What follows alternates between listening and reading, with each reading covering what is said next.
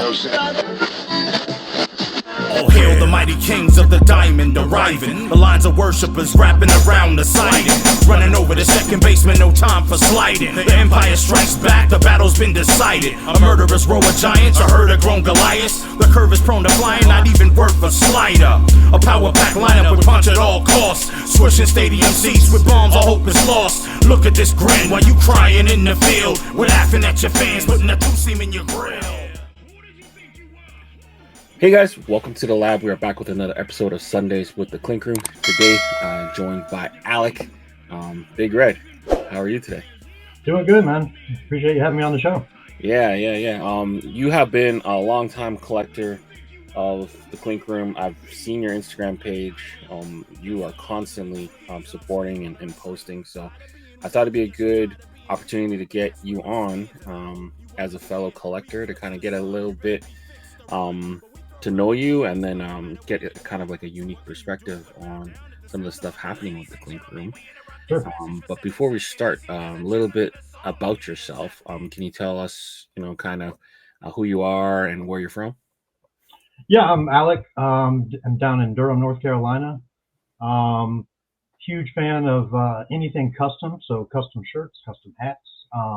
Have a background, went to art school about 20 years ago, so Oh, wow. I have a huge appreciation for anyone producing art, know the struggle that it takes to make the art, and just the passion that goes into producing the art. So I have a huge appreciation for that. I'm not as engaged in the art world as I used to be. When I was in school, I was doing a lot of 3D stuff, so a lot of casting, metalsmith, stuff like that. Didn't really dig into the 2D side. I'm probably kicking myself for not doing more graphic design back in the day, but Right.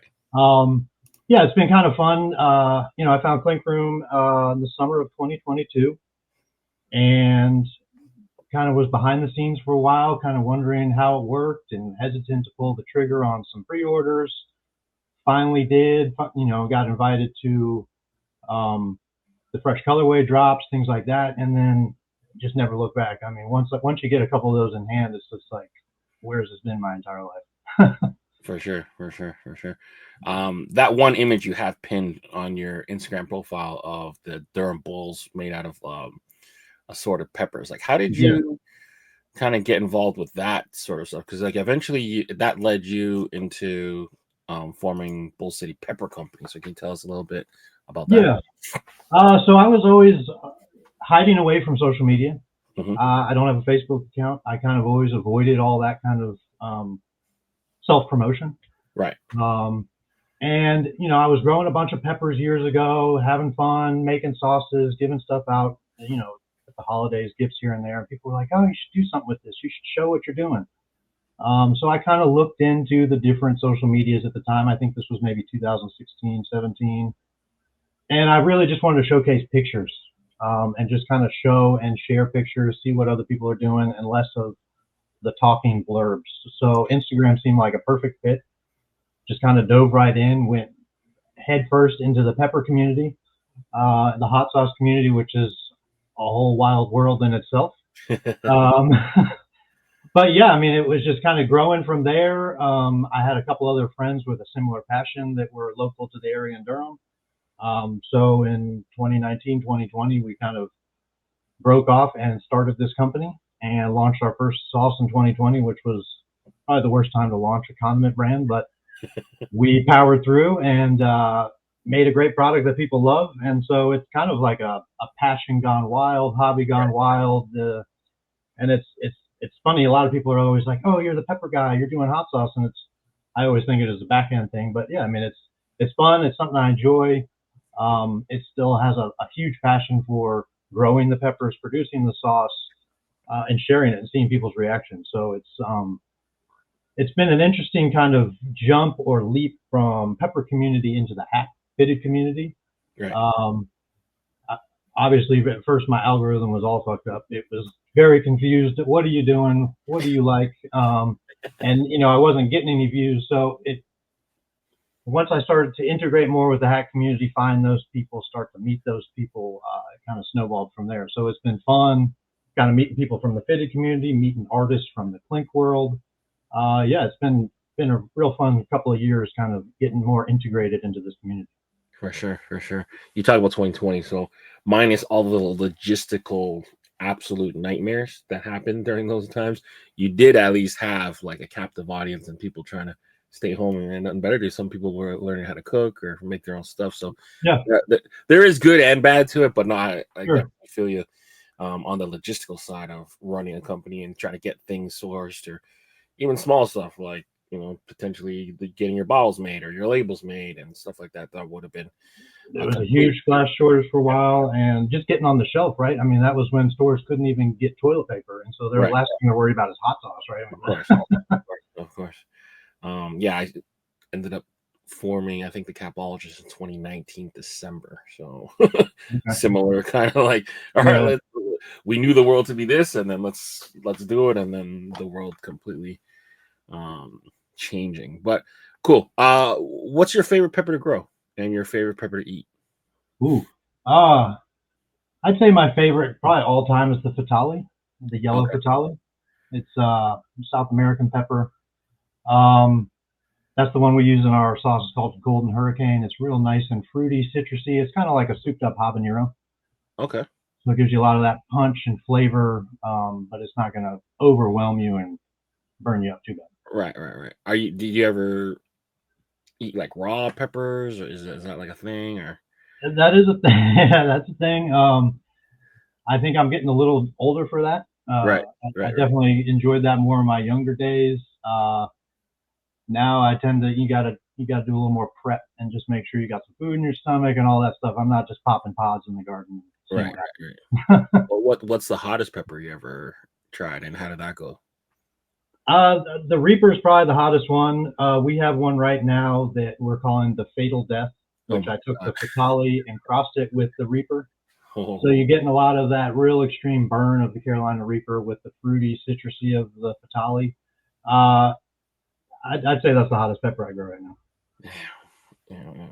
I remember, I mean, back when I was younger in my, it seems like a past lifetime, I used to be a produce clerk. And I mean, nothing too crazy, but like, you know, the Jamaican hot pepper. Scotch bonnet? Yeah, Scotch bonnet. I remember, so I used to work with my dad. My dad got me my first job. He was a produce manager. I was a produce clerk. And he would always warn me, number one, gloves. Number two, do not rub your eyes.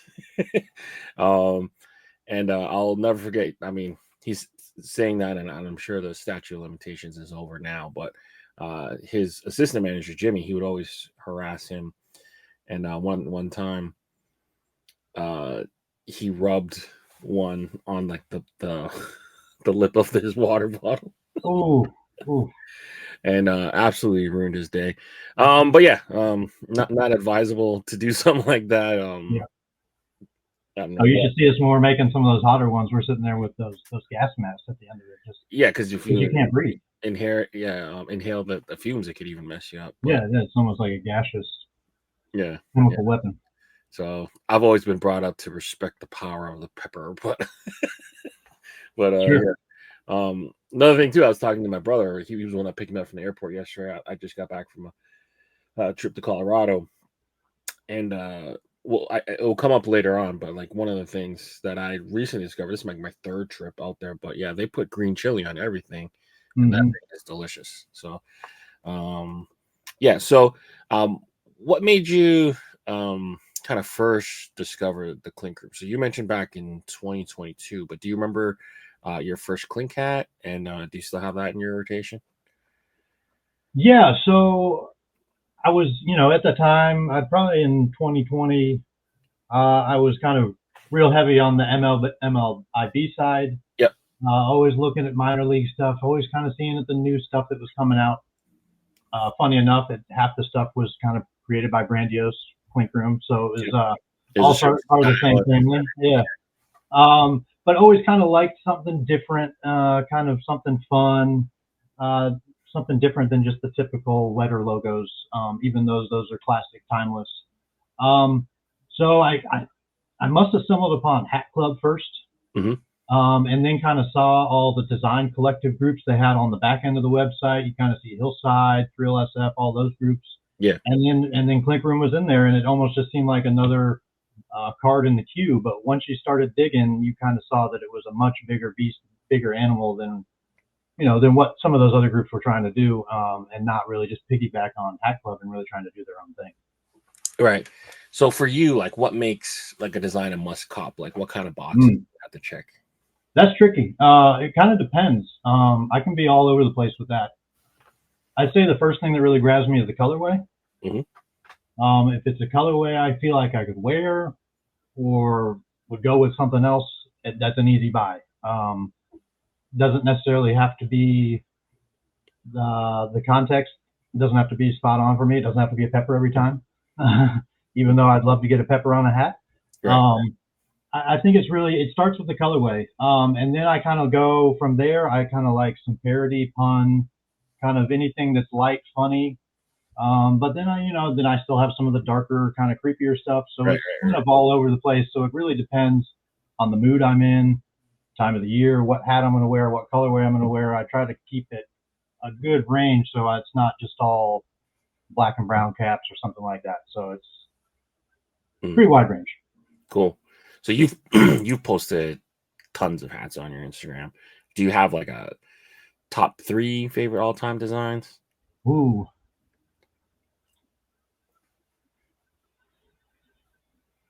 I mean, obviously, when I started digging through their catalog and I was wanting to design a pepper on a hat, I had thrown a couple that had gone through Critz, none had made it yet. The Carolina Reaper by Ink Park was probably one of the first ones that was like, how do I get this? Yeah. I don't care if it's sold out. How do I get it? An easy follow-up for that one, just in that same realm, throwing heat. That's one that's kind of a tough colorway, but such good graphic doesn't matter. And I mean, the one I'm wearing, the original, the OG, that's probably one of the most classic. For sure. That one, you could come out with 5 more colorways, and I'd probably grab each one of them. Right. Who would you say are your top Clink designers? That's tricky. That kind of goes with how I'm feeling, right? If I want to do something more playful, Phil or something. If I want to do something kind of cartoony but a little creepier, Josh. If I want a bird, I'm going to go to Patrick or Paige, right? So it really just depends. Sierra's another one of my top ones. Milos is another top one. It's hard to miss with any of these guys. That's right. Right. Okay. If you were given like full creative control, let's say you were to do like a spicy living hat concept, what kind of ideas would you kind of throw out? So I got a couple ideas that I'm bringing back up. I'd thrown, let's see, I think there was 4 or 5 ideas that I had gone to Critz, worked with 4 or 5 different artists. 5. I swear that one that Sierra and I did, jalapeno poppers, a jalapeno swinging, hitting a pop fly while there's the cheese dripping out the back. That I'm still surprised that one never made it. It feels like a classic swinging design. I mean, there's 20 other ones in the catalog. It's just another character swinging the bat. That one was, it had like the classic Oakland A's colorway. That one was probably my favorite so far. That I'm kind of bummed that it didn't make it, and hopefully we can kind of revisit that one someday. But something playing off kind of the parody or hot, maybe not hot of peppers. Something playing around with that idea. I'm kicking around a couple ideas. Hopefully I can get some attention of some artists in. All right, let's get you in for one hot take. What's one fitted hat trend that you think is overrated and needs to go? Just overall fitted hats. Oh, yeah. Is that what you're talking about? Just in the fitted? Yeah. Okay. I thought that was your answer. No. Let's eliminate all fitted hats. All right.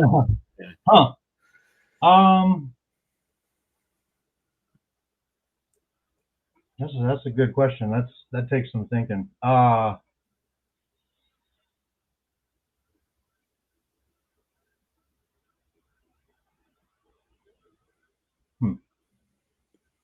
It could be colorway based. It could be design type. It could be side patch. It could be, Yeah, I guess I'm just so open. I don't get turned off by side patch or no side patch. I don't get turned okay, off by certain colorways. cool. I'd really just say in terms of the fitted world, I'd say the oversaturation of hype logos, Okay. right? Fair. Like NHL came out, there's probably been 1,000 Anaheim Ducks that have dropped. Yeah. Blackhawks is probably right behind it. And there's just other teams. Maybe I'm just not as fan like Diamondbacks, Yankees. It just seems like every week there's another pop. Right. So just a little more variety, right? Throw some minor league in there a little bit more. Sure. Throw some AHL. Give us something that maybe we haven't seen as much. Something that wasn't launched last week. Just the oversaturation. Are you a big sports guy? Yeah. Okay.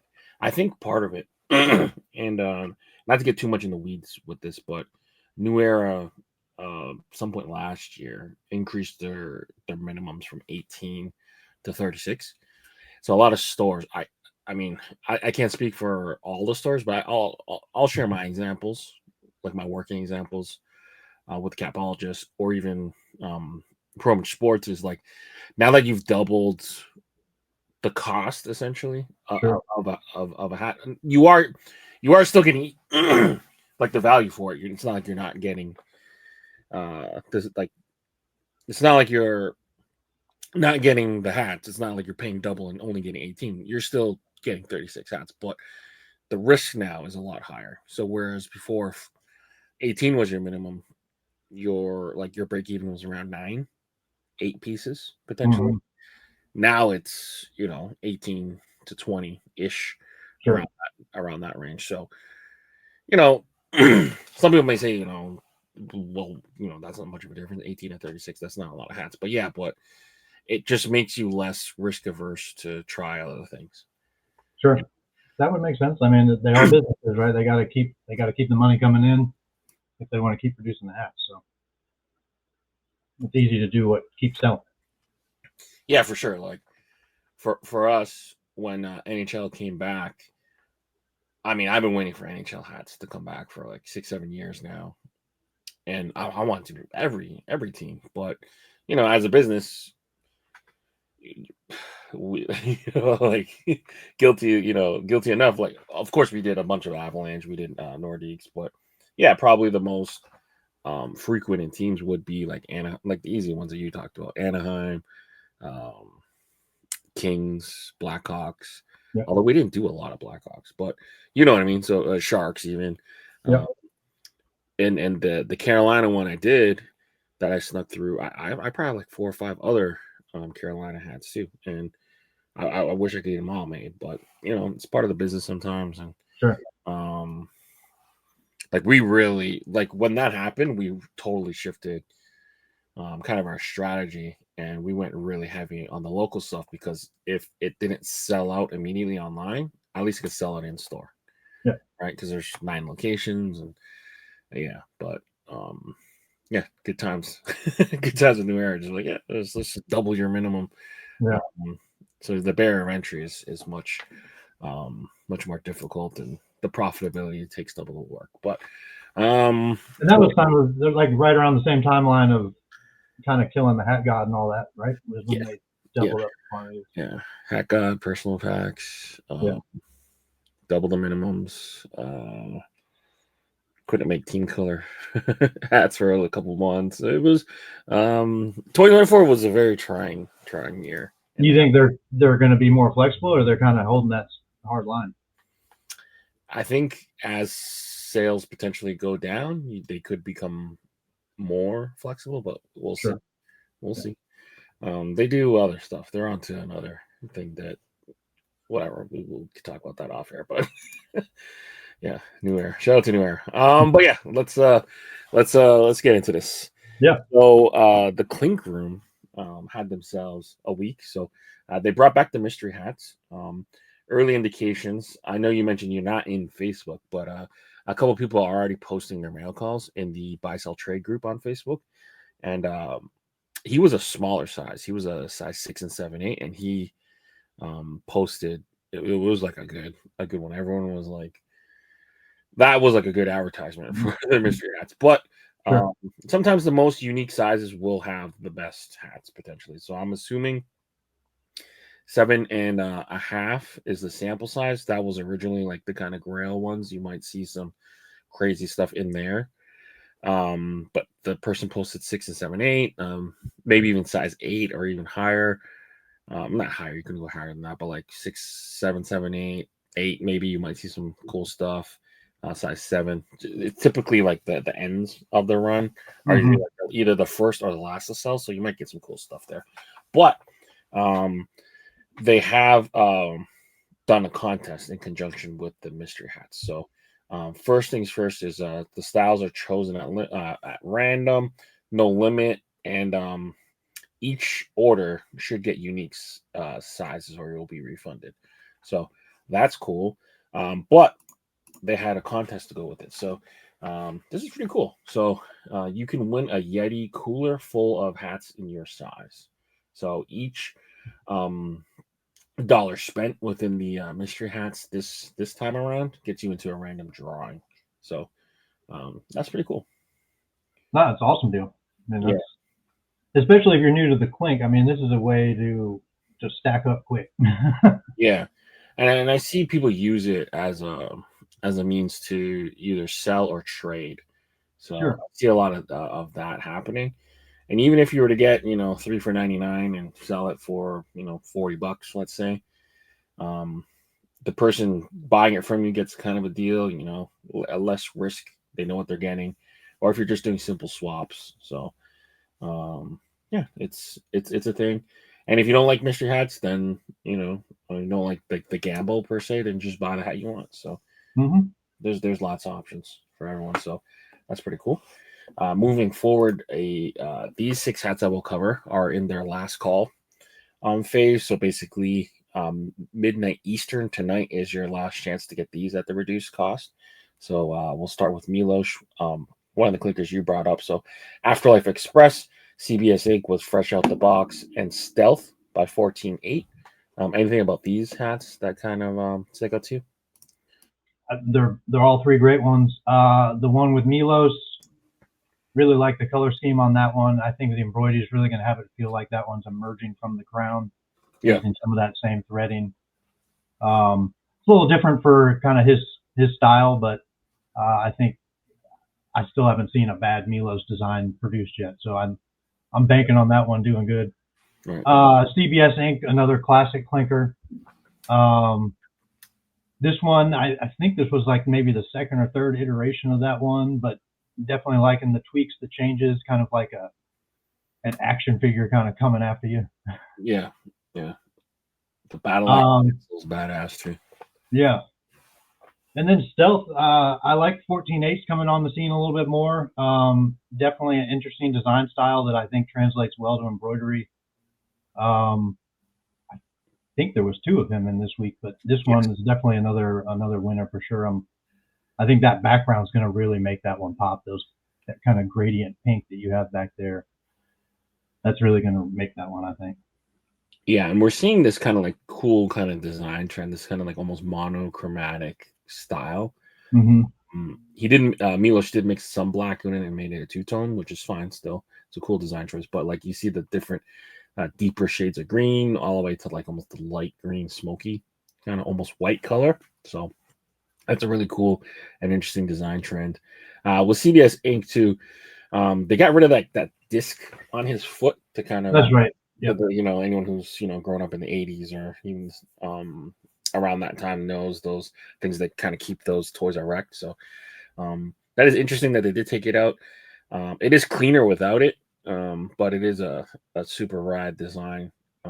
That toy actually reminds me a lot of the design from Stealth. It reminds me almost like a G.I. Joe, So, yeah, these are all kind of rad. And then the next 3 is the second 14.8 design. It's interesting they ran him in the same kind of pre-order with the same style hats twice, but it's good to see him in. And then we had the Fallen and Robo Rex. Anything here that kind of sticks out to you? I mean, starting with Silent Strike, I mean, just nice, clean, simple lines. It's going to do amazing in embroidery. All those will be nice raised sections. I mean, I think that one's going to turn out really nice.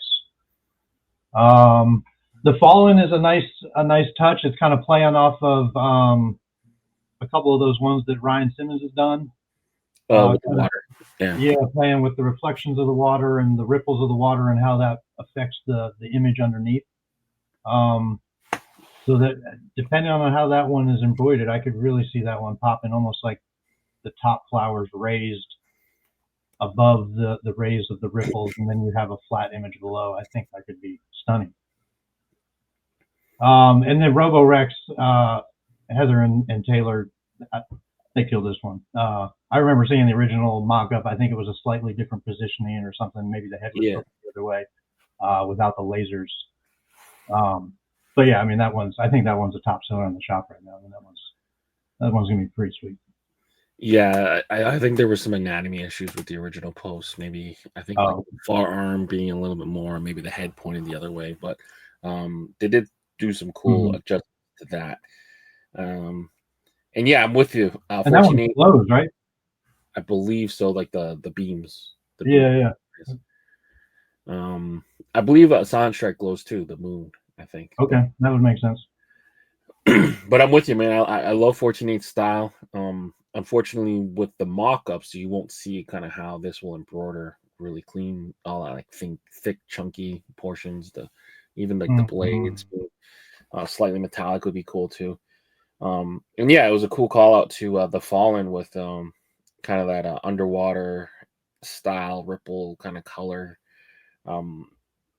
Underwater theme that Ryan Simmons kind of mastered. This one kind of feels similar to that ilk, but spending a little bit more time over the water as opposed to under. But still, real rad is a real smooth shade of blue too. So nice little 6-pack. So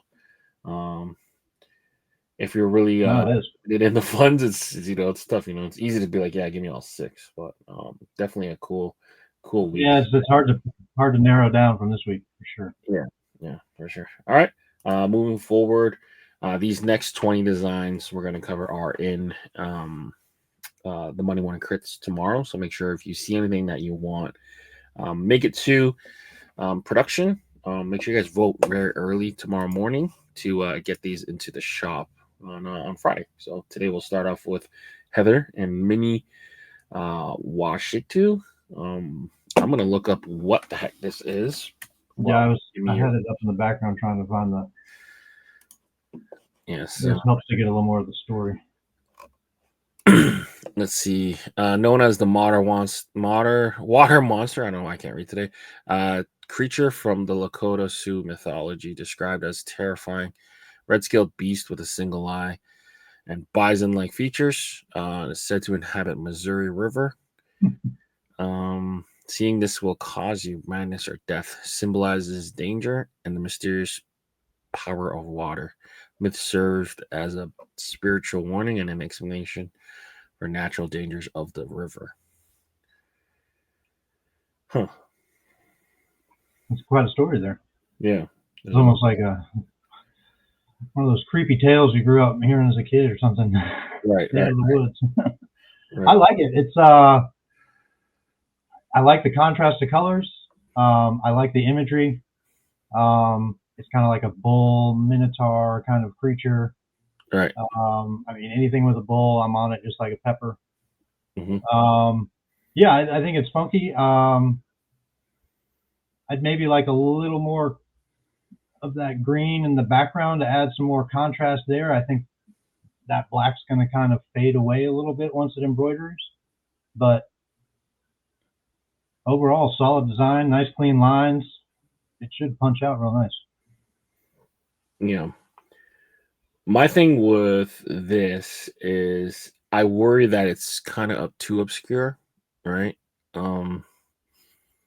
It's easy to kind of stick to the kind of like obvious kind of the cryptozoology stuff, like Jersey Devil or the Yeti and stuff like that. So, props to her for finding something like this and kind of educating people about it, but it gets to a point where she's like submitting so often and so much that she almost like loses her. I'm trying to word this so it doesn't sound too crazy, but it's almost like you know the saying, jack of all trades but master of none. So it's like you do so many different things and you do so many different submissions. It's almost like, all right, where can she find her style in? Sure. It's almost like your style is almost everything, which is a good thing, and also it doesn't let you totally excel in something. You know what I mean? Yeah. So that's what I worry about a little bit with her when it comes to this kind of stuff. Cool art. She definitely has a wide range. Yeah. But she's also grown a lot. I mean, For sure. I think she came on maybe a year and a half ago, 2 years ago. I mean, it's amazing to see the design she came out with 2 years ago versus what she's coming out with now. I mean, the growth is very impressive. Yeah. So that's encouraging, and I think maybe she's still trying to find kind of where her niche is, and still, a lot of the designs feel like they kind of piggyback on each other, right? So it's someone did one and it came out and that was a good concept, so they kind of take it to the next step and do another a crypto or whatever it would be. And so I think it's not necessarily oversaturation, but it's going with the market and what works, right? So if that's what's selling, just keep making them. Yeah, for sure. And she definitely takes on a lot of collabs. So like a lot of times it would be, getting ideas from people, and this one on her page is a collaboration with I'm Malicious. So I just no one can argue with the work ethic. No one can argue with the art and the amount of art, but just for her to hone in and really make each design be, something strong and represent her. It's like you almost don't want to lose the voice when you're always just putting them up. So that'd be my one small critique with her. Yeah, and it's quite a story that probably some of it would get lost down the road if you're sharing the hat or showing the hat, trying to remember that whole story. It's just the graphic that's really going to keep you engaged. Yeah. All right. But all right, cool. Moving forward. Number 2, Jaguar Vision by Ibarra. This one's really interesting. What are your thoughts here? Yeah, this is definitely a little different. I like the style. I think the lines are maybe a little thin. But I kind of like this jaguar face with a lady's face coming out of it. That's pretty wild looking. And then almost like a halo above with the third eye. I mean, there's a lot going on here. You got a background or tonal lines too with the thing too. Yeah. It's interesting. The priestess, soul wide open from the ayahuasca ceremony, rising in a trance. Her jade headdress pulses with liquid. These like descriptions too are crazy, getting crazy. Liquid night from her forehead, a third eye awakens, an eternal pupil that sees beyond time. 2 jaguars, guardians of the unseen world, merge with her face. She is no longer just a human. She is a vision. She is a spirit. She is the jungle.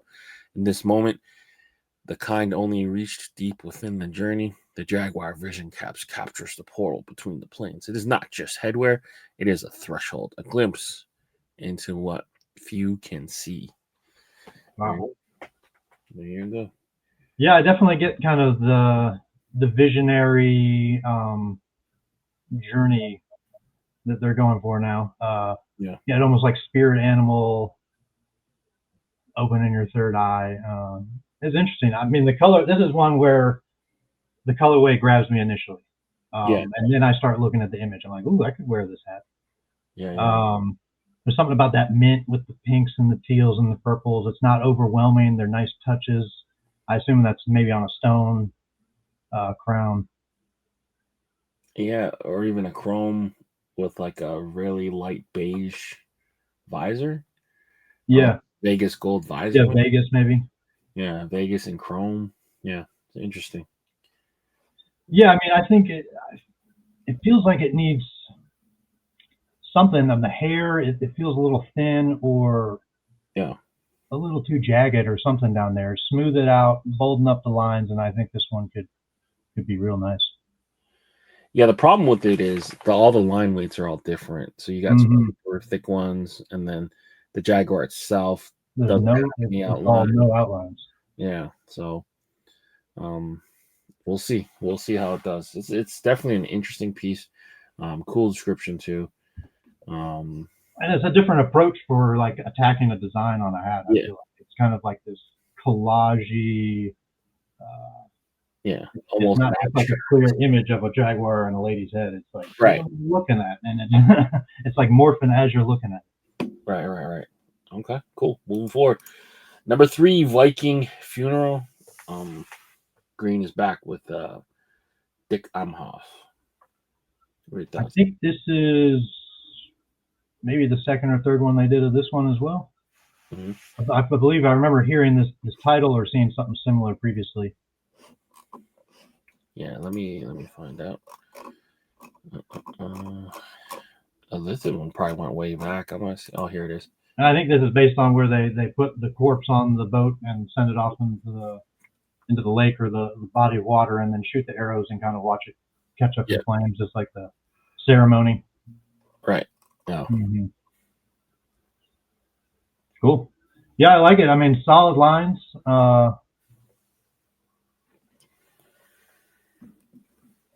would have maybe done a two-tone on that one, but Mhm. I don't know. It kind of feels like some people are going the mono look, and some people always do two-tone. So I'm more of a two-tone guy myself, but it might have felt weighted better with like a lighter crown and the darker brim. Yeah. But overall, I mean, I really like the style. I like that they're going with the circle, but they're not staying within the circle, Mhm. and they're breaking out of it in multiple ways with the waves and the flames. So it kind of feels like a round circular design, but it's not contained or like in a picture frame. Right. And nice, bold, clean graphics. I mean, yeah, you can't go wrong with this one. It's going to embroider real well. Yeah. This is an interesting piece. The dragon is kind of interesting to me. I'm not sure if that's so much like a Viking style dragon or not. Maybe not. I don't know too much about Viking. It Dragon. almost feels like an ode to Game of Thrones or something like that, right?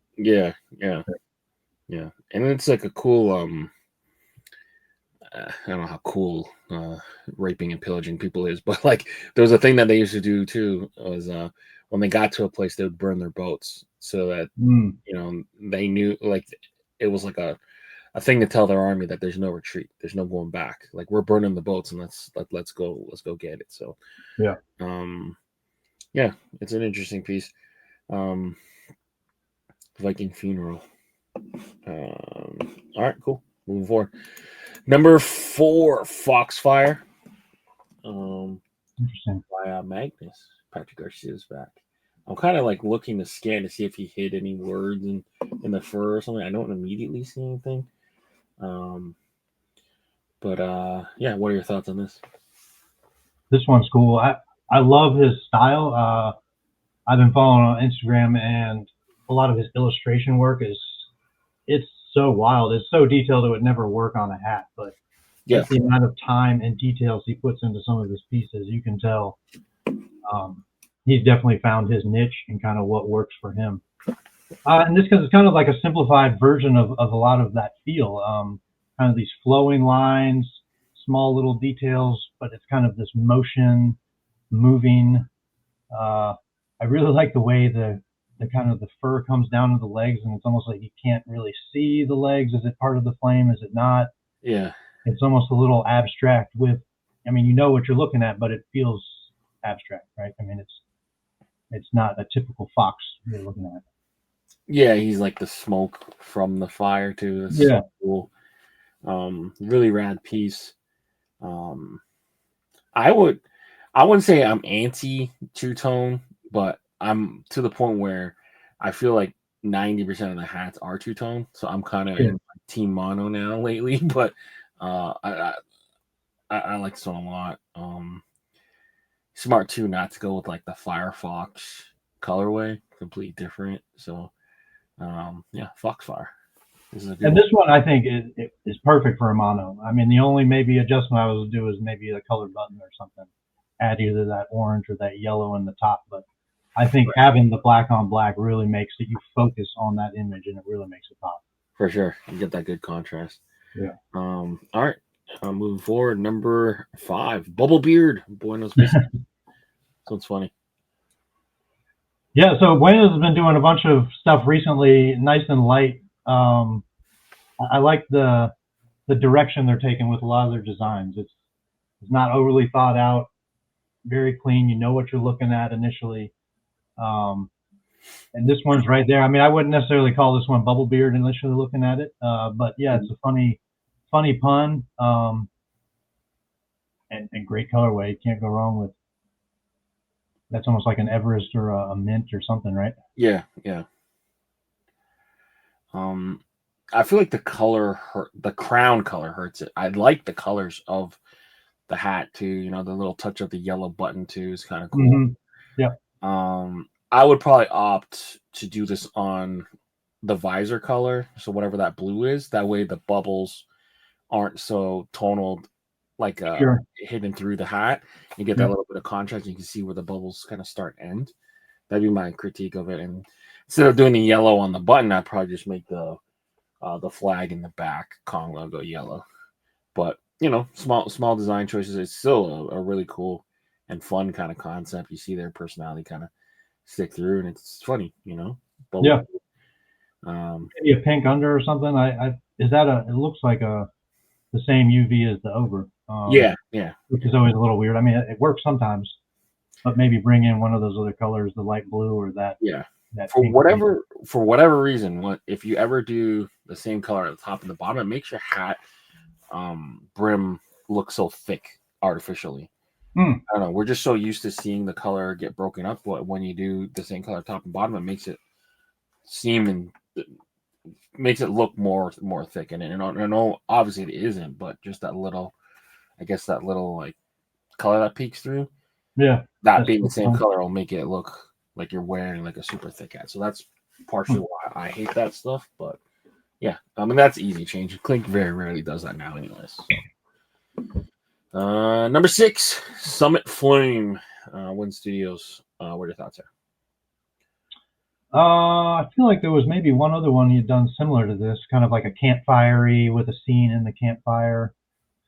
I mean, it's clean. A lot of his stuff sometimes gets too much detail to where the embroidery kind of doesn't always work out in the final product.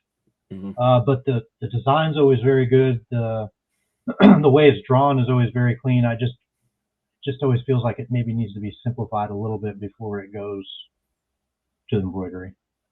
Yeah. Is that a two-tone? It looks almost like a sneaky two-tone. I can't tell. It might be. It might be all navy. Okay. It might be all navy. Yeah, it's an interesting piece. This is like kind of taking the landscape stuff and kind of inverting it as opposed to making like an image in a silhouette. You're gonna get an image with the silhouette inside it almost. So that's kind of interesting. I'm not a big fan of the landscape stuff. So like the kind of like the hidden landscape within the image doesn't really do much for me. But art wise, it's cool. I mean, yeah. If you were to just do like the Rocky Mountains with the trees like that, that's done super well. Like that could be a cool thing too. But I'm not too big on like the just literal. I mean, he's got me blocked, so I can't even see the backstory. So I don't know the backstory. But sometimes like these like literal kind of hats, they don't really speak to me. But they do speak to a wider audience. Probably that's why he votes real good. So. There's a certain sense. I mean, it's not. I don't want to say postcard, but there's a certain sense where some of these feel like you would buy it at a gift shop or something like that. Yeah. And it's not. There's obviously the time spent into drawing it and the thought. It wasn't just crapped out. But I mean, there's not like that extra layer that you look for in Clink, where it makes it kind of the personal connection. Right. or something to kind of make you go, oh, what's going on here? It's just a campfire with a mountain in the background. I mean, it's very well done. It's very clean. I think it looked great. It's just maybe not the one I'm going to go for, because I'd be wanting to see some sort of scene or something more engaging than just the fire in the mountains. And that's probably part of his strategy, which, if you're looking at, time spent to, money earned, is smart in a sense that it, like, he speaks to like a wider audience. But yeah, I'm with you. It's lacking that kind of connection. But he's trying to, I feel like maybe he's trying to cast a wider net. So as opposed to finding something niche or something quirky, you're just going to go for general appeal. And, that's part of the reason probably why he votes so well. I mean, he votes real well compared to other people who do the same concepts, so. Yeah, he definitely has his niche with kind of the nature scenes, the marine scenes, and then all the skulls and the reapers. I mean, it seems like when he kind of goes into that phase, we see like 4 or 5 that are all kind of similar kind of background or similar feel, even though they might look completely different on the hat. But I mean, he knows what's working for him. I mean, the votes and the sales keep doing it, right? Mm-hmm. Totally. Number 7, gunning. Raphael finding a new way to get a panther in there, which is gotta get the spit vipers on, or the pit vipers. What are your thoughts here? Yeah, I mean, this is one of those ones where it's immediately on the list. It's fun. The colorway is wearable, but it's got the little pops of color here and there. I mean, anyone looking at that hat would just start cracking up. I mean, it's a pretty good one. He's always been a pusher of all the Panthers. I like him taking kind of a lighter approach, kind of cartoony, kind of punny feel, rather than just a panther creeping through the forest. Right. Because we've seen that one a handful of times. Yeah, a lot of times from him. Yeah, it's cool too. It's got like a tattoo feel almost. Yeah, right? Like the base of the panther almost feels like American traditional. Then it's got that super high fluorescent pink. I don't know if I love the beer font on the beer. Yeah. But it's still, it's I don't know how I would change it, but yeah, it's just a cool piece. Shotgunning. And wasn't New Era pushing against that? Do you think that would be one of those things that would get removed if it actually went to production? So what were the rules on that? So it gets weird, right? So usually I find that like anything that is like a person consuming beer, or like the consumption of it. So like even like 420 adjacent stuff, right? Like if it was just regular things that represented it, it seemed like it was easier to pass through. But anyone who's actively partaking in it would totally get thing. But their things are always changing. Like I've had stuff where I've put through and it got rejected the first time. I tried to put it through again and it would go through, or even something that got approved and I tried to do it in a different, like the same hat but in a different colorway, it would get rejected. So it's anyone's guess, really. Yeah, it depends on what type of mood they're in. But yeah, shotgunning. That's the thing when you wear it. There's no like hard and fast rules. Sometimes I feel like things change all the time. I mean, it was the same thing with the indigenous stuff. Like they would always get approved. It would just go through no problem, and then it became a problem, and then now it's not so much problem. It's like one of those things that it's hard to just say because things can change. So I don't want to say, hey, don't do this, and then you'll see someone else do it, and then it'll be coming back to me like, hey, you told me it wasn't allowed. It's like, yeah, well, it wasn't allowed on Friday, but it got through on Monday. Yeah, right. Yeah, but all right. Number 8, Voltage Vermin. Buenos Biscuits teamed up with Sierra Gons. What are your thoughts here? Yeah, I love this one. I remember seeing this one when it first came out. I think they came out with a second version since then, maybe with a darker crown and some changes to like the electric shock design detail. But yeah, I mean, this one, I don't remember if this one glows, but it's going to glow either way. That thing is so bright. Yeah. So vivid. I mean, I love kind of the smooth lines and then jagged lines. There's so much to like about this one. And then the colorway, It, if I remember right, the last one that these two teamed up on was that Brain Rot. So I'm kind of feeling some of those vibes here, coming over to this one. Yeah, I think the way they did those shock lines of that white and the kind of alternating with the yellow, and sometimes it's thicker, sometimes it's thinner. I think that's going to look really cool once it's embroidered. Right. Yeah, I'm with you. The shock lines are so cool. I do love how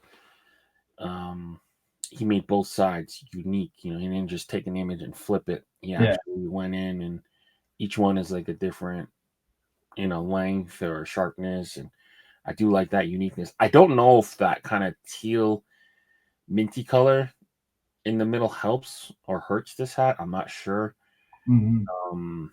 Immediately, this reminds me of an old cartoon, Biker Mice from Mars. I don't know if you've ever seen that cartoon, but it reminds me a little bit of those kind of mouse characters. So it's cool. Brings up some retro vibes. I love the colorway though. Yeah. For the yellow and the blue. I'm just not totally sold on the red and the mint on it. But yeah, it reminds me of like old school Chargers, the Damian Tomlinson, or early Antonio Gates era. But yeah. Yeah, I was just looking at the newer one, so they changed the face to kind of all gray. Yeah. And then kept the white and the yellow, and then put it on like a graphite or a black crown. Dark gray hat, yeah. Okay. Yeah. Cool. Yeah, smooth piece for sure. Good job, Sierra and Buenos Biscuits. Number 9, 14.8, coming with just a phase. It's kind of funny if that's a werewolf, right? Yeah. Because they only show up in full moons, so that's kind of cool. What are your thoughts here? Yeah, I love it. That big, bold design style from 14.8. I mean, so much of this stuff feels like it's like a stamp or like a wood relief cut or something like that. Yeah. And it's just the way he kind of controls the lines, the thickness of the lines. Yeah, and also the way this one kind of was like, it feels flat even though it's 3D, right? I mean, there's kind of this flat space, like you cracked open this face, and then there's this globe coming out of it, or a moon coming out of it. Definitely a nice. This one's cool, man. I like this one. Yeah, it's real rad. The split face reminds me of this like British artist. I think Paul Jackson is his name. Huh. That reminds me of that. His stuff is way too intricate to ever do on hats, but I do love like the way he's able to simplify the image and keep all the details. This would embroider real smooth too, with all the different furs and stuff like that. You can get a lot of like fur texture, and then he maintains like the strong boldness to it. It's almost block like a tattoo, which is like real cool. Huge fan of his stuff.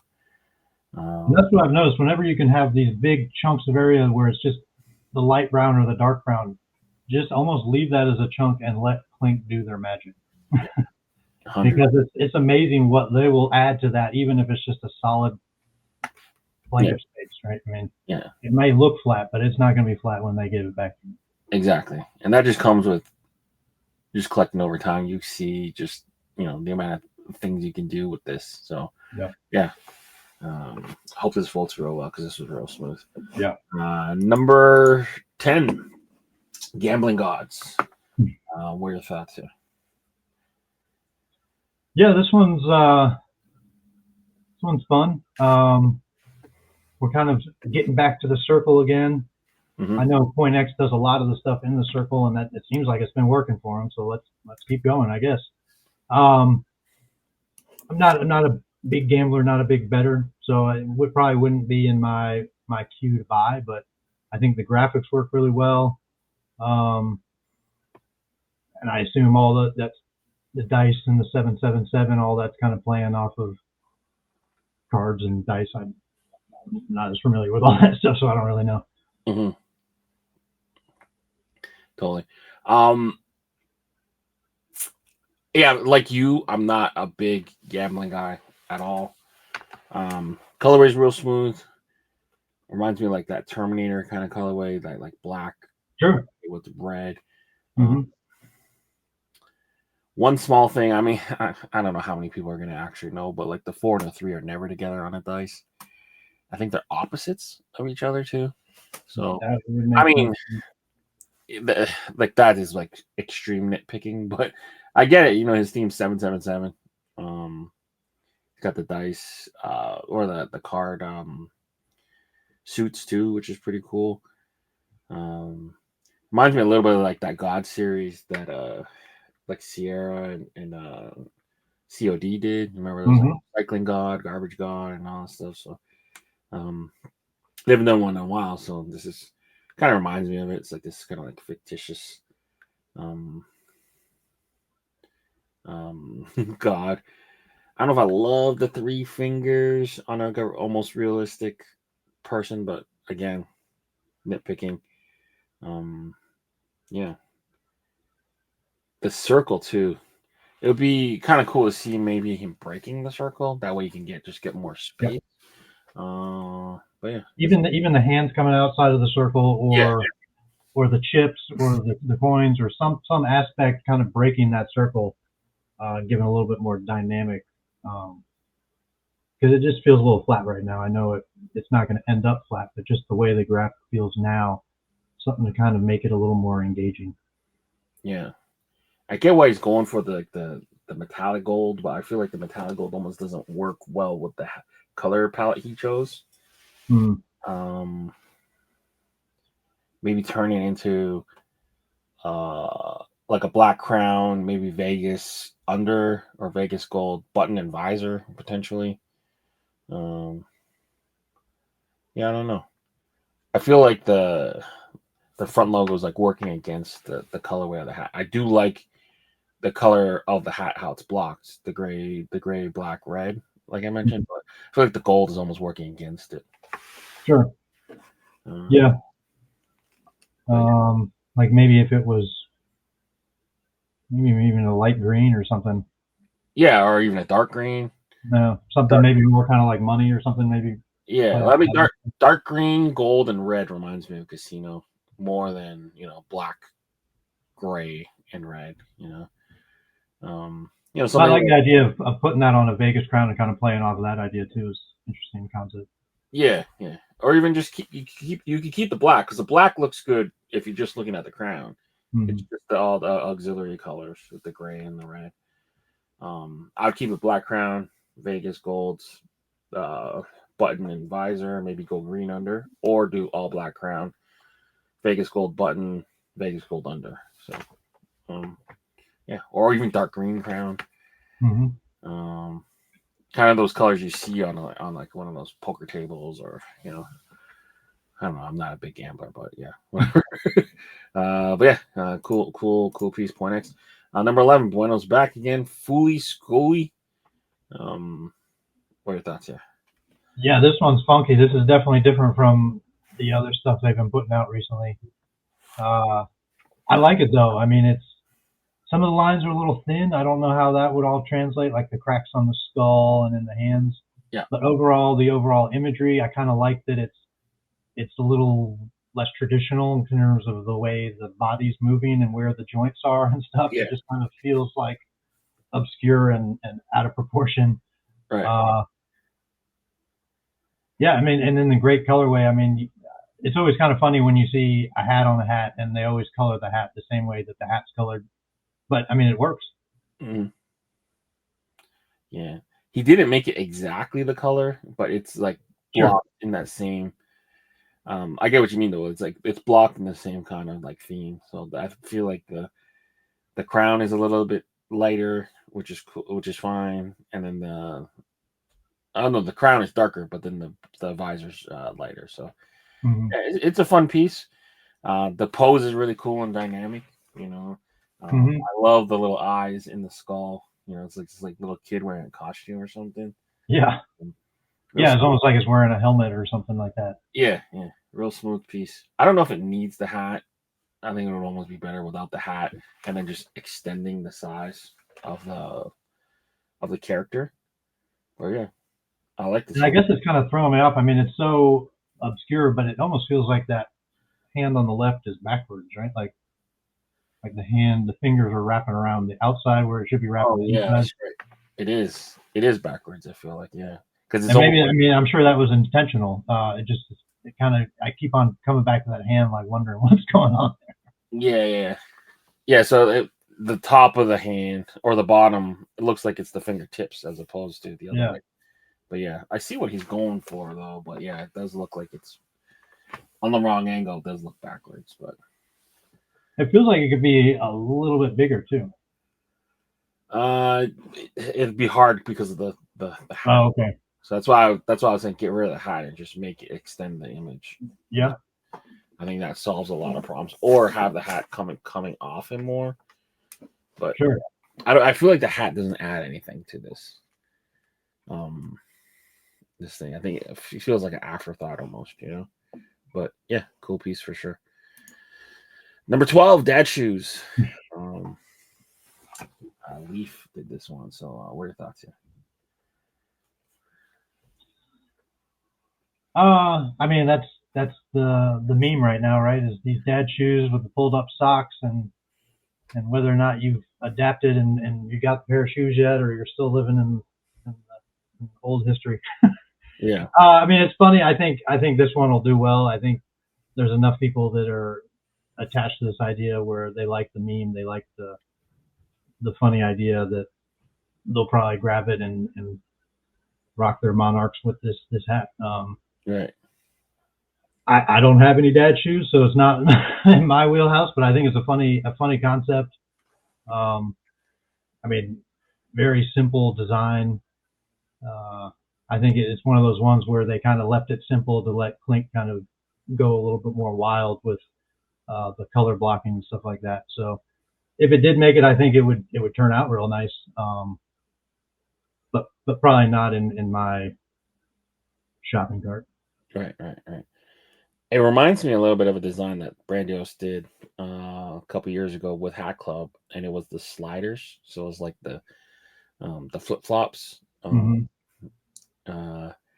kind of mimic like the Boston Red Sox double sock logo. So this kind of reminds me of that a little bit. Yeah. I'm sure there's a market for this, and people are gonna find it and grab it. But yeah, I'm not quite at the dad shoe level yet. But yeah, art wise is cool. It's really strong silhouette. Yeah, it'd be funny too to add a little bit of like grass stains to a little bit too, like the shoes and stuff like that. But yeah, good job, Leaf. And maybe a little more contrast. I mean, it's the white sock on the white shoes, kind of the look, but yeah, it's going to kind of blends, and maybe make that a purple sock with white lines or something, just so it differentiates the sock from the shoe. Yeah, because it almost looks like one piece almost. Yeah, like a boot almost. Yeah, I feel you there. All right, moving forward. Holy smoke! Flanagan has got his little Pope Leo done in the Chicago Cubs colorway, which I think is awesome. Being from Chicago. Yeah, I think this is funny. What are your thoughts on it? No, this one's awesome. Huge fan of Flanagan. And this, kind of is a little different than kind of his typical designs that he's been putting out. But love the concept, love the execution. Yeah, I think the line works really good. I kind of like how there's outlines on some areas and not on others. I mean, nice and simple. I mean, it's another one of those ones where you're kind of leaving it simple and letting Clink do their magic.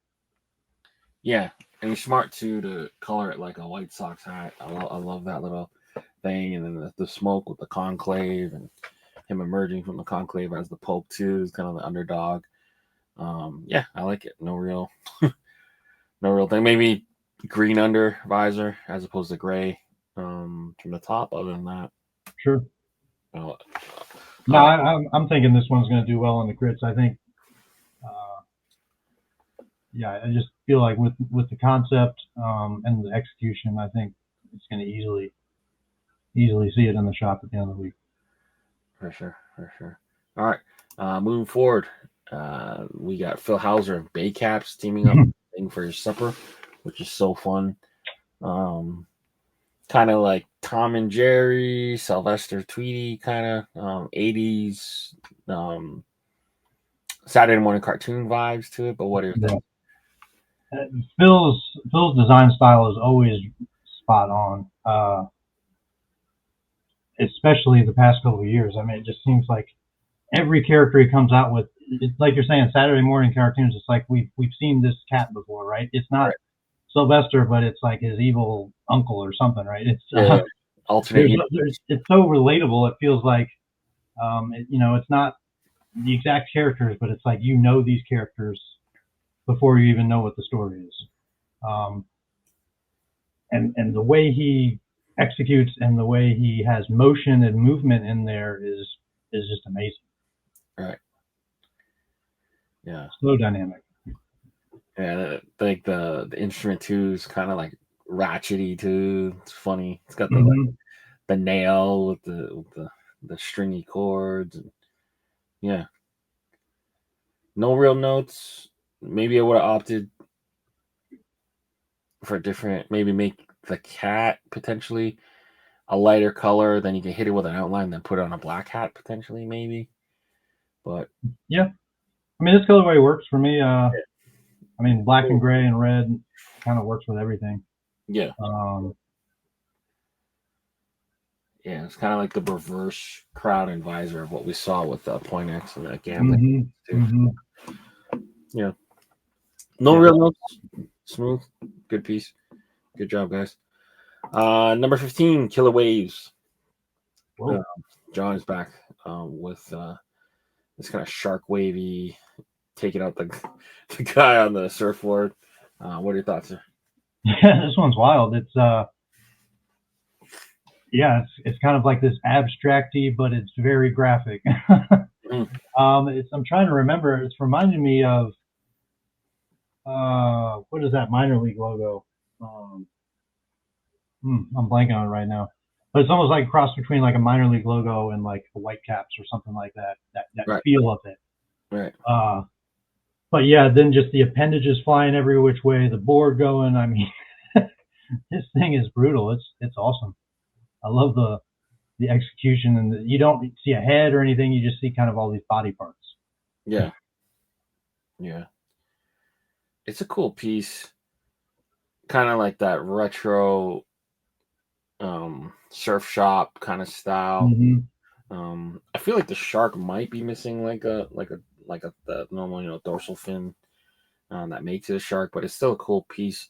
I almost wish it was more like flowy, more like a wave, as opposed to like a half wave, half shark. But it's a cool piece. I love the limbs; it's so fun. Yeah, it's just like boom. He's hit by the wave so hard that it's just like holy. Ripped in pieces. Yeah. I really like it. It's cool. I just wish the wave was more like kind of wavy and more stylized, I guess, as opposed to like a shark wave hybrid. So more like a wave with teeth or something versus actually trying to feel like a shark. Yeah, you remember Seamus did like that foo dog with the wave, and it still maintained the character of the wave, and it was very detailed, but it was like layered in a way that it made it look like a wave. Sure. That makes sense. Yeah. But yeah, nonetheless, it's cool. No arguments here. Good piece. I think it's so fun. The limbs make this thing. It's so funny. I feel like maybe a little bit low on the hat here. Let's move it up a smidge, but yeah. Good piece. Good piece. Good work. Yeah, I kind of like how the shark wave is kind of done in a different style and line weight than the board and the body parts. Yeah. There's no way you could do that. I don't think you could do this level of detail on this. I don't think you can pull that off, but good job, John. Yeah. Number 16, Jacobo El Macho. I think this is so funny, so cool. Almost like extending that one that Chad had with his kind of action figure. Yeah, out of the box. Yeah, this is so cool. This reminds me of so many little action figures I had when I was a kid that either the ones that you'd stretch and kind of pull them different directions, or all rubber, the ones that you would beat against the wall until they fell apart. But yeah, definitely some good childhood memories here.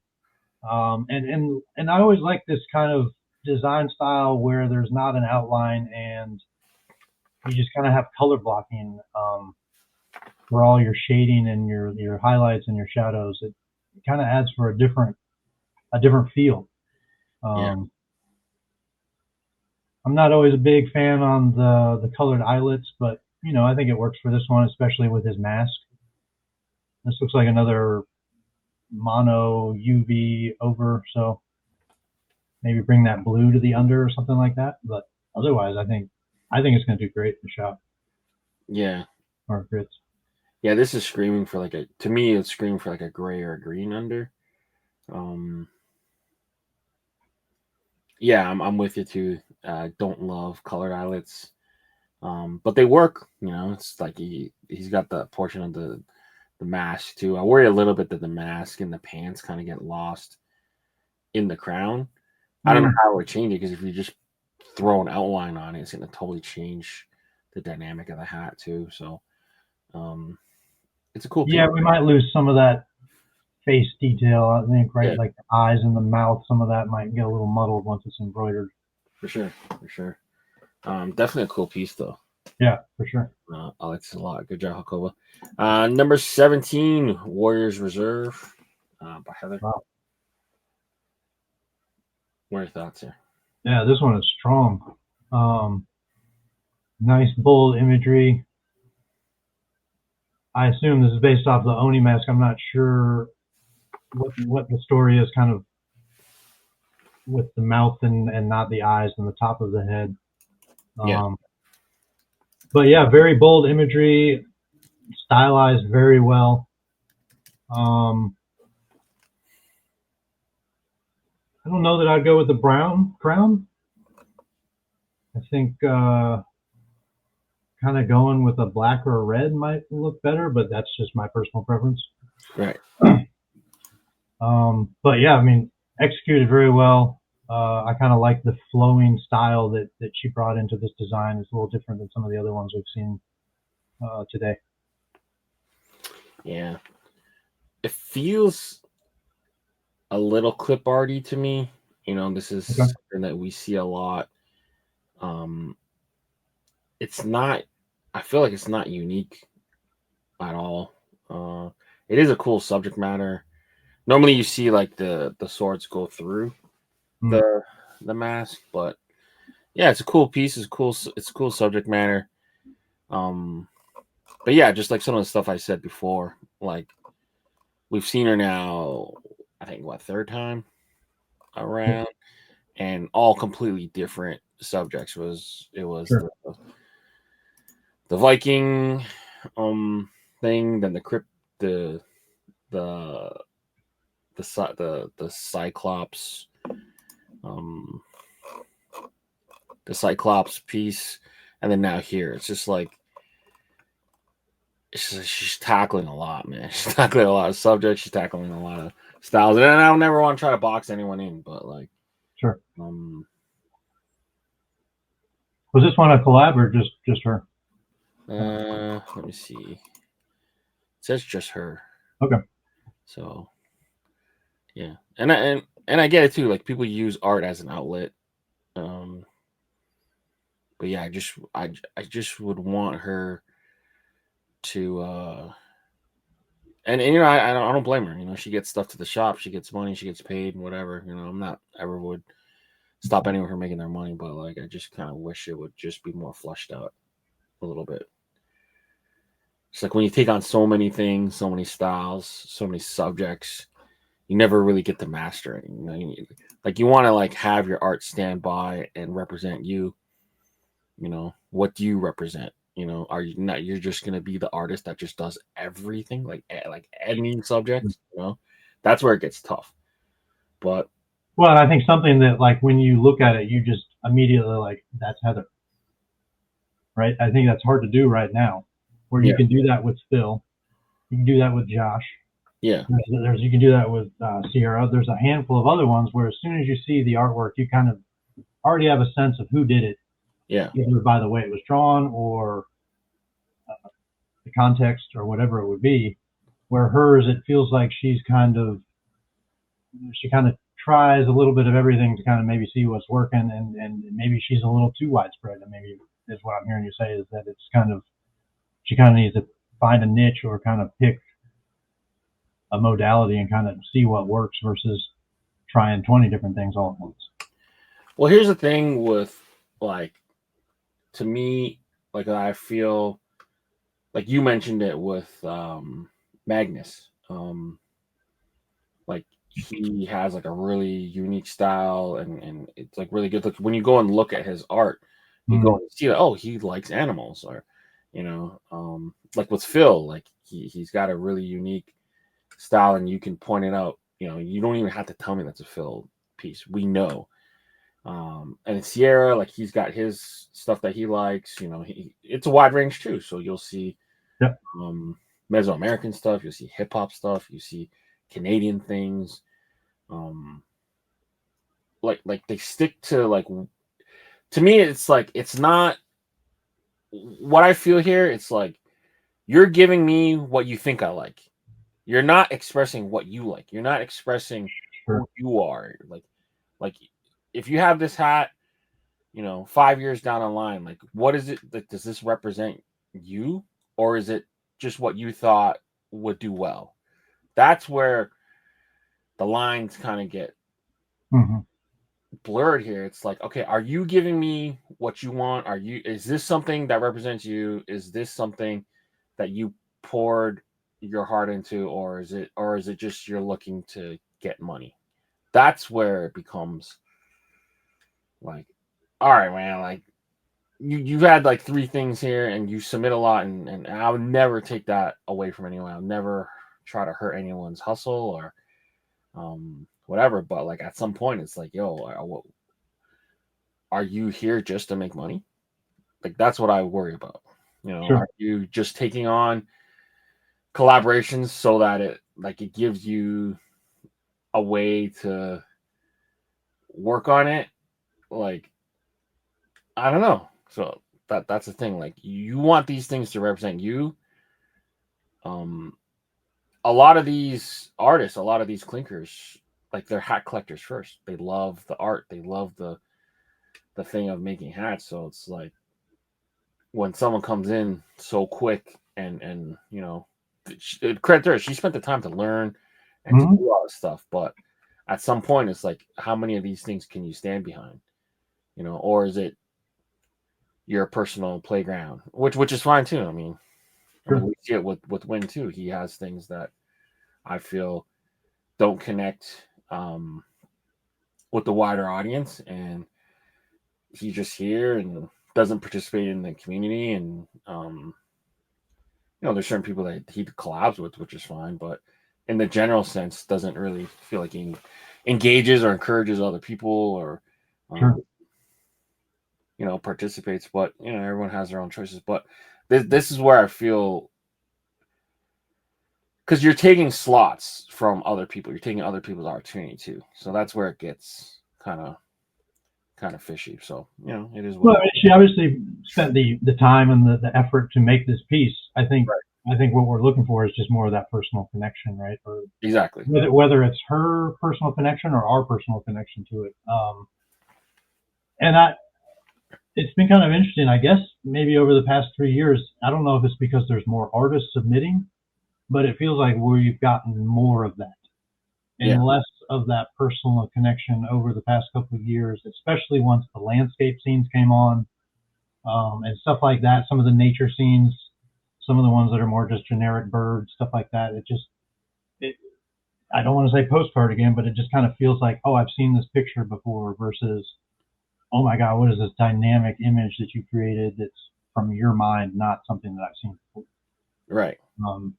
And I don't know, maybe it's just because of the amount of people submitting. It just feels like there's less of that in the Clink shop these days that has this great story that's, I got to have it because of the art plus the story plus the artist too.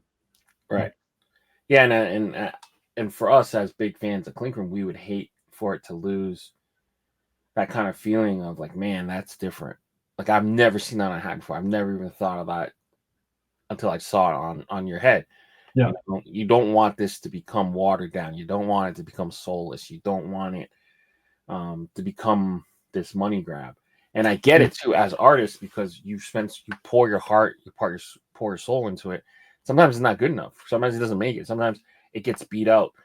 But that's what kind of sucks about it, because it's like, all right, so someone did something that was just, a generic thing, or something that's already done and just rehashed, or like I've seen this kind of image a million times. Like, this isn't unique. This isn't something different. This doesn't feel like someone really researched, samurai culture or Japanese culture and found like a unique take on it, or a different spin on it, or a different perspective. You could have done something different. You could have, shifted the perspective, found a different angle, worked a different thing into it. But it just feels too almost like fast food, And that's all. I just want a little bit more soul. I just want a little bit more story. I want a little bit of connection. It just feels like it's kind of like roll licking. Like you're just spamming all the concepts just to be like, oh, if someone else takes it, like, no, I did that. That's not the that's not like the ethos. That's not what it should be like, And then that's all. And I know it sounds like I'm picking on her, but I'm just saying this like as how I'm feeling, And it doesn't necessarily mean that anyone else feels like this, but I just wish, because you see the effort and you see how much she puts into it, and if she were to just narrow that focus down and to really bang it out, and I would love to see her style. Right now, I don't know what her style is. I don't. That's the issue. So, Well, I think that's one of the first things, other than the product, that's what kind of drew me to Clink, was these artists telling their story. Yeah. And you get a glimpse of that, whether it's Sierra and the Mesoamerican stuff. I mean, you don't see everyone coming out with Mesoamerican stuff because it's not applicable, right? Or it wouldn't make sense. So I think getting back to those roots would be awesome. I don't know, not that everyone has to do it, not that everyone has some unique story to tell, but some way to kind of just add that extra level of engagement, rather than just kind of making another skull because the last skull sold, right? Yeah. Why are you making a skull? What's the skull related to you, or what does it mean to you, and what is the story you're trying to tell? Exactly. Kind of take it that next level. Exactly. And also, does this like kind of like quote unquote fast food stuff take away those opportunities from the other guys or the other people, and then make them not want to submit, and then it becomes like a bigger like thing there? Now everything we see now is just kind of soulless and boring. Like, that would be my big fear, right? So we'll see. That was a long rant on my part. I apologize, but no, I was just kind of curious, when you started doing the show, it was initially 10, right? Yes, 10, then 15, now 20. Down 20. And do you think that's more because there's just more designs each week, or there's more artists, or was there really that much of a backlog where we needed to kind of chip away? Or so I think part of it, like his genuine reasoning behind it, was just get more artists, more featured. Oh, well, first his thing was Instagram increased the minimum number of pictures. Sure. So that was the first thing. So it's like, okay, cool. So with now we can post more than 10. We should just feature more than 10. So like that was his genuine like thinking. And then part of that goes with it is like, oh, so now we'll just get more artists exposure, so we'll just get to feature more stuff. What it became was more people just submitting fast. Like, let me just get in, something will hit and whatever. And then that like unintended consequence in it. And I think part of it falls on them, where it's like now we're seeing weeks where it's like some people get like 4, 5, 6 slots. Maybe not 6, but maybe like 4 or 5, 3, 4. And you're seeing the same people get so many opportunities. So it's like you're flooded with their stuff. So they're not spending the time. Maybe it's like a solid 6, 7, or 8, but they're not spending the extra time to make it a 10 to guarantee their slot. Because it used to be like you got a slot, like, whoa, that thing is good. Now it's like, because it's such a wide range with 20, like something like this could get in. Whereas before, if this was 10, I don't know if this gets in. This is not unique enough. This is not, different enough. This isn't something. So that's part of it. But I think that with the 20, now it becomes harder for the artist because everything is just so derivative of each other now. Like, oh, well, like you mentioned, like, oh, landscapes is doing well. He got through with a landscape. I put my, 20 hours in. This got 18%. Now maybe I gotta change my style, make it more generic, make it more mass appeal, make it more able to be voted well, and less about the perfect piece.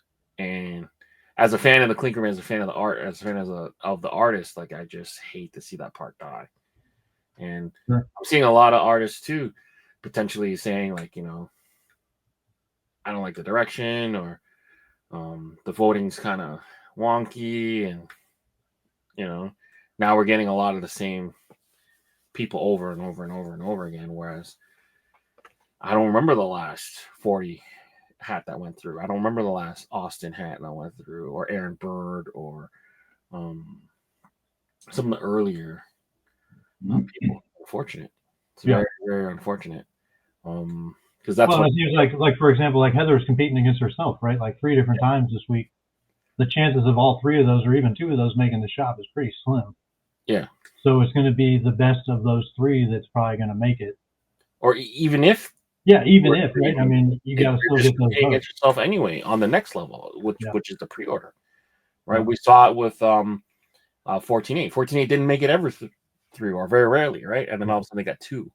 So now all of a sudden it's very hard to sell both. I mean, I could see someone wanting both, but is it realistic? I don't know. So we'll see. But yeah, this is like a deeper kind of unintended issue that I think was created by having Instagram open up their pictures. I mean, I like it. It gives me more content to cover. It extends the show. It makes me talk more about art. It gives more people to cover. But then the unintended thing that happens is like you'll see some people get multiple shots, and I don't know if that's what he wanted, but yeah, I'd have to go and look at the volume. It'd be interesting, or I'd like to see if we had 20 slots to see 20 different artists. Yeah, but then it's like if someone posted 3 things that were worthy, then all of a sudden it's like, okay, now we got to come back to this one in another week, and this guy. Then it gets like really tricky. But I feel like it would add a different dynamic to the crits, and feel like there's this catalog versus here's some win, and you're kind of picking and choosing what your favorite win is that week, right? Yeah. I don't know. It just at least when I thought it was going to 20, it was like, whoa, we're going to see 10 more artists a week. But it was really, you're kind of seeing the same 10 artists produce twice as much work. Yeah. And that's on the artist too. So I think it comes across as a little bit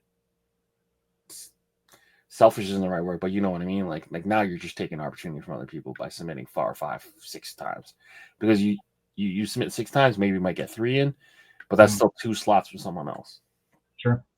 So maybe some self-regulation is in store, but who knows? I mean, again, people, use this money and they spend it however they will. They got to do what they do to be successful. So I'll never fault that. But yeah, I wish there was a little bit more self-control a little bit. So we'll see. It's morphed over the years. I'm sure we'll see it morph again. Yeah. But all right, moving forward, number 18, Smartifice. Jack-O. Halloween in July, huh? Or in the summertime. Yeah, I like it. The carved out melon to look like a jack-o'-lantern. I mean, nice and simple. You obviously know what it is, the colorway. I mean, the only maybe thing I would add is maybe some seeds inside the mouth or something like that. Yeah. But yeah, I mean, it's nice and bold. I think this one's going to embroider real good. Yeah, this is smooth. This is fun. Yeah, another one of the guys I mentioned just in the last breath, Aaron Bird. super rad artist. Don't see him too often, Mm-hmm. but when you do, it makes me miss his other art. But yeah, this is a cool piece. Yeah, no real notes. Maybe make the back of it look like it's scooped out watermelon, Sure. with like the light pink. But yeah, Uh-huh. I don't mind that he did it like this. It looks like a watermelon. It's funny. Yeah. Yeah. Yeah, I mean, the seeds would be a nice touch, but it's not like I don't know what I'm looking at. Yeah, exactly. Good to see him back. Yeah. Welcome, site. All right. Number 19, Holy Cannoli Soundwave. Yeah, this one's funny.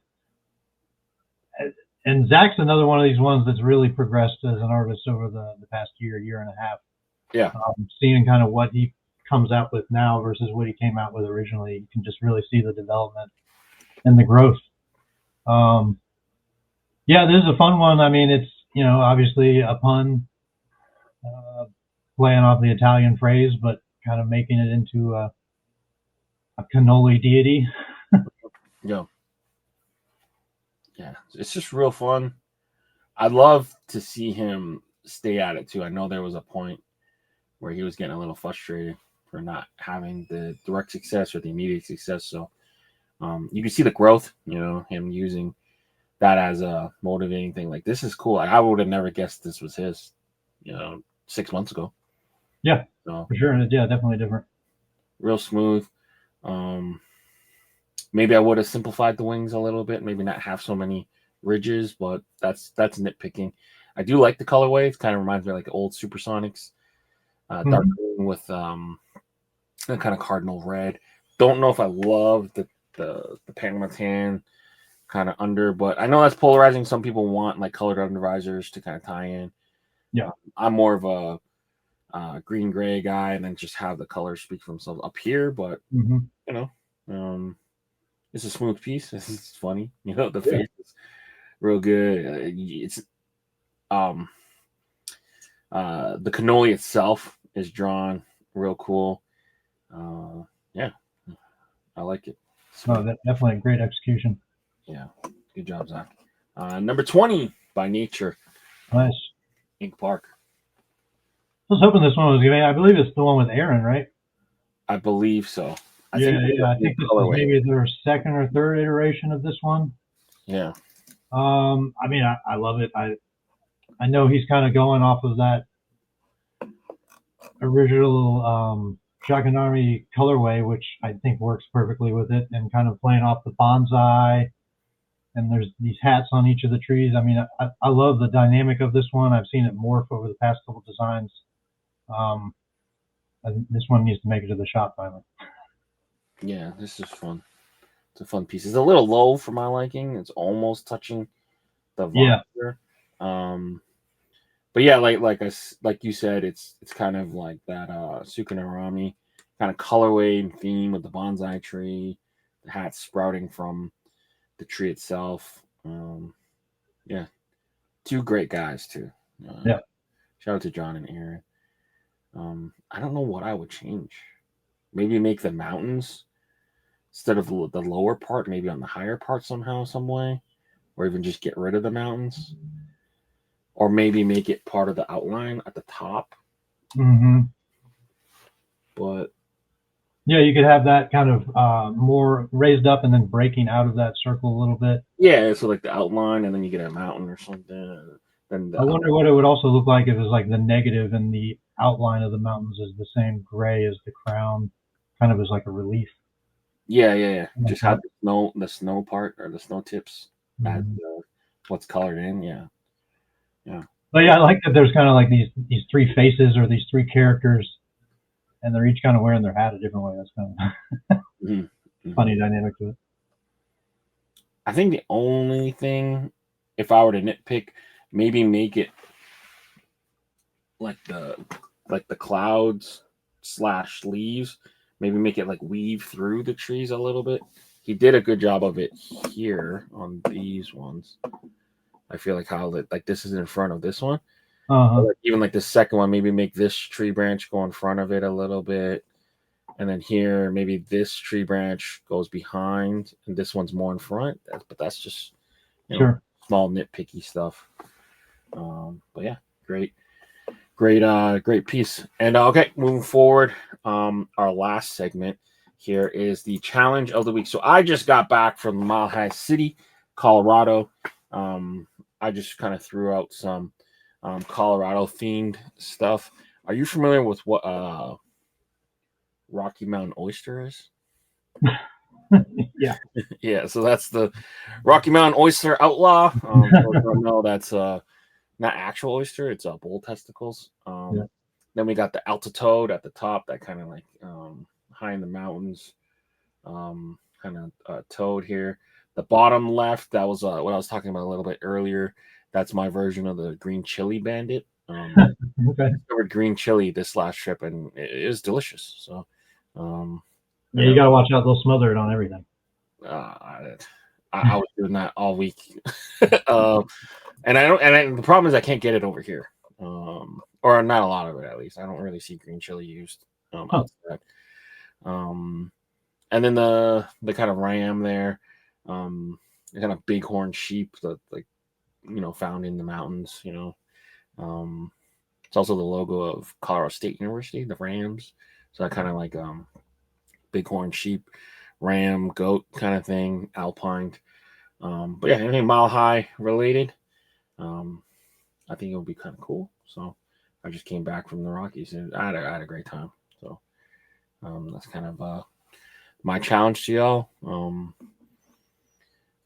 Anything mountain forest, Mile High related, I think would be fun, kind of cool. So well, you can take a lot of different approaches with that. I mean, even with those 4 graphics you do there, I mean, it's 4 way different ways to kind of translate that concept. Yeah, for sure. Interesting to see what people come up with. For sure. And full disclosure is all made by AI. So anything that you guys do, put your stamp on it and keep it yourself as your own concept. But welcome all thinkers to do that. But Alec, man, I appreciate you coming on and spending some time with us this week. You've been very gracious with your time. I'm sure we'll see you very soon. Very, very soon. So welcoming that time. But for now, it's just been really cool for people to kind of get to know you first. And where can kind of people connect with you and buy your hot sauces? Well, you can get me on Instagram. That's probably the easiest way. Just shoot me a message, or with Bull City Pepper Company, we have Instagram there as well. If anyone's interested in trying some local Durham-made hot sauce, send me a message and I'll hook you up. Yeah. Have you ever shipped to Canada? Yep. Yeah. Okay. It's not hard, right? It's not hard, right? All right. Cool. All right. Cool. All right. For Alec and Leon, we're out of here. All right. Appreciate it. See you. Peace.